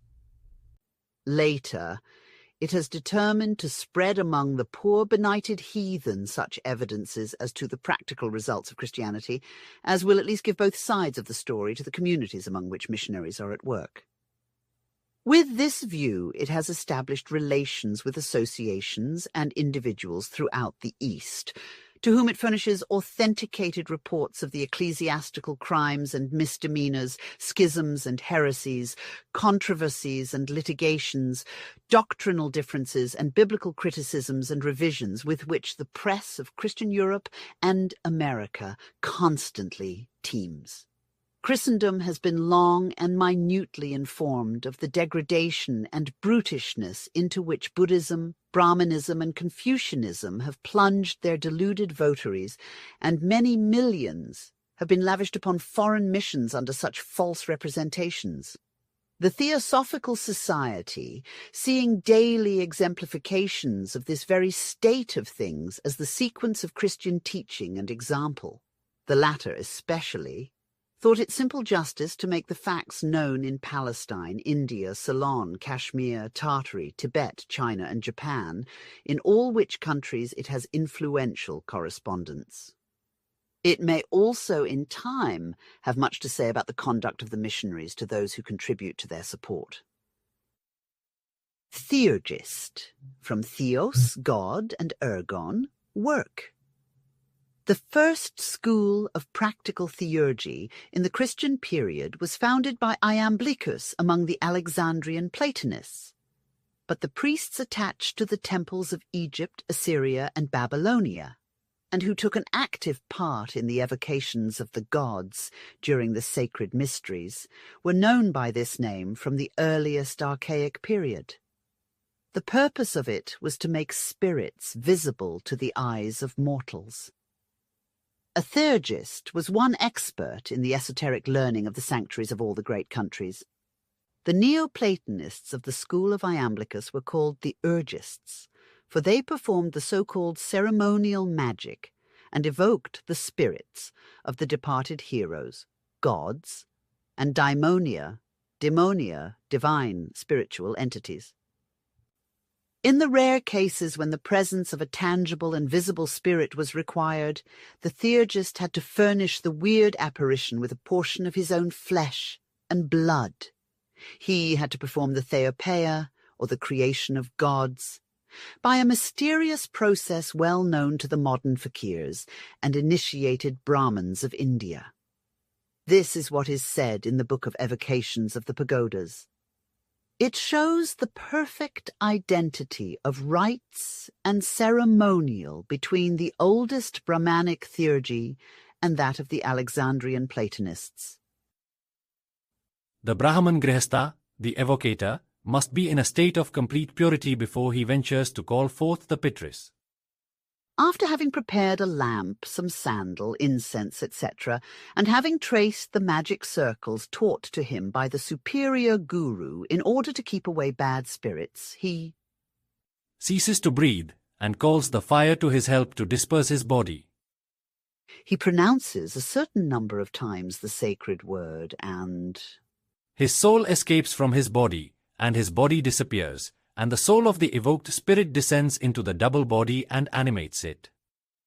Then His, Grihastha's, soul re-enters into his body, whose subtle particles have again been aggregating, after having formed of their emanations an aerial body to the spirit he evoked. And now that he has formed for the Pitri a body with the particles the most essential and pure of his own, the Grihastha is allowed, after the ceremonial sacrifice is over, to converse with the souls of the ancestors and the Pitris, and offer them questions on the mysteries of the being and the transformations of the imperishable.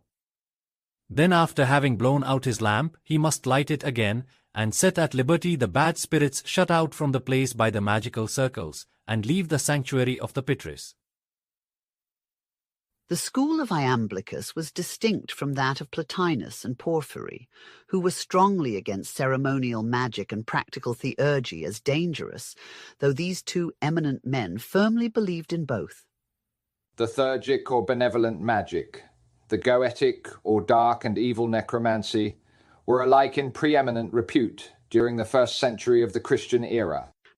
But never have any of the highly moral and pious philosophers whose fame has descended to us spotless of any evil deed practiced any other kind of magic than the theurgic or benevolent, as Bulwer Lytton terms it. Whoever is acquainted with the nature of divinely luminous appearances, Phasmata, knows also on what account it is requisite to abstain from all birds' animal food, and especially for him who hastens to be liberated from terrestrial concerns and to be established with the celestial gods, says Porphyry. Though he refused to practice theurgy himself, Porphyry, in his Life of Plotinus, mentions a priest of Egypt who, at the request of a certain friend of Plotinus, which friend was perhaps Porphyry himself, remarks T. Taylor, exhibited to Plotinus in the Temple of Isis at Rome the familiar daimon, or in modern language the guardian angel of that philosopher. The popular prevailing idea was that the theurgists, as well as the magicians, worked wonders, such as evoking the souls or shadows of the heroes and gods, and doing other thaumaturgic works by supernatural powers. Yajna. The yajna, say the Brahmins, exists from eternity, for it proceeded forth from the Supreme One, the Brahma Prajapati, in whom it lay dormant from no beginning. It is the key to the Trividya, the thrice sacred science contained in the Rig verses, which teaches the yagus, or sacrificial mysteries. The yajna exists as an invisible thing at all times. It is like the latent power of electricity in an electrifying machine, requiring only the operation of a suitable apparatus in order to be elicited. It is supposed to extend from the Ahvaniya or sacrificial fire to the heavens, forming a bridge or ladder by means of which the sacrificer can communicate with the world of gods and spirits, and even ascend when alive to their abodes. This yajna is again one of the forms of the akasa, and the mystic word calling it into existence and pronounced mentally by the initiated priest is the lost word receiving impulse through willpower. To complete the list, we will now add that in the course of the following chapters, whenever we use the term archaic, we mean before the time of Pythagoras, when ancient before the time of Mahomet, and when medieval, the period between Mahomet and Martin Luther. It will only be necessary to infringe the rule when from time to time we may have to speak of nations of a pre-Pythagorean antiquity, and will adopt the common custom of calling them ancient. Before closing this initial chapter, we venture to say a few words in explanation of the plan of this work. Its object is not to force upon the public the personal views or theories of its author, nor has it the pretensions of a scientific work which aims at creating a revolution in some department of thought. It is rather a brief summary of the religions, philosophies, and universal traditions of humankind, and the exegesis of the same in the spirit of those secret doctrines of which none, thanks to prejudice and bigotry, have reached Christendom in so unmutilated a form as to secure it a fair judgment. Since the days of the unlucky medieval philosophers, the last to write upon these secret doctrines, of which they were the depositaries, few men have dared to brave persecution and prejudice by placing their knowledge upon record. And these few have never, as a rule, written for the public, but only for those of their own and succeeding times who possessed the key to their jargon. The multitude, not understanding them or their doctrines, have been accustomed to regard them en masse as either charlatans or dreamers. Hence, the unmerited contempt into which the study of the noblest of sciences, that of the spiritual man, has gradually fallen. In undertaking to inquire into the assumed infallibility of modern science and theology, the author has been forced, even at the risk of being thought discursive, to make constant comparison of the ideas, achievements, and pretensions of their representatives with those of the ancient philosophers and religious teachers.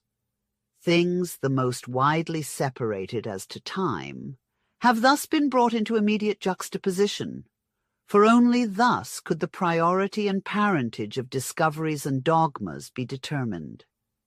In discussing the merits of our scientific contemporaries, their own confessions of failure, in experimental research, of baffling mysteries, of missing links in their chains of theory, of inability to comprehend natural phenomena, of ignorance of the laws of the causal world, have furnished the basis for the present study. Especially since psychology has been so much neglected and the East is so far away that few of our investigators will ever get there to study that science where alone it is understood. We will review the speculations and policy of noted authorities in connection with those modern psychological phenomena which began at Rochester and have now overspread the world. We wish to show how inevitable were their innumerable failures, and how they must continue until these pretended authorities of the West go to the Brahmins and Lamasts of the Far Orient, and respectfully ask them to impart the alphabet of true science. We have laid no charge against scientists that is not supported by their own published admissions, and if our citations from the records of antiquity rob some of what they have hitherto viewed as well-earned laurels, the fault is not ours, but truth's. No man worthy of the name of philosopher would care to wear honours that rightfully belong to another. Deeply sensible of the titanic struggle that is now in progress between materialism and the spiritual aspirations of mankind, our constant endeavour has been to gather into our several chapters, like weapons into armories, every fact and argument that can be used to aid the latter in defeating the former. Sickly and deformed child as it now is, the materialism of today is born of the brutal yesterday. Unless its growth is arrested, it may become our master. It is the bastard progeny of the French Revolution and its reaction against ages of religious bigotry and repression. To prevent the crushing of these spiritual aspirations, the blighting of these hopes, and the deadening of that intuition which teaches us of a God and a hereafter, we must show our false theologies in their naked deformity, and distinguish between divine religion and human dogmas. Our voice is raised for spiritual freedom, and our plea made for enfranchisement from all tyranny, whether of science or theology.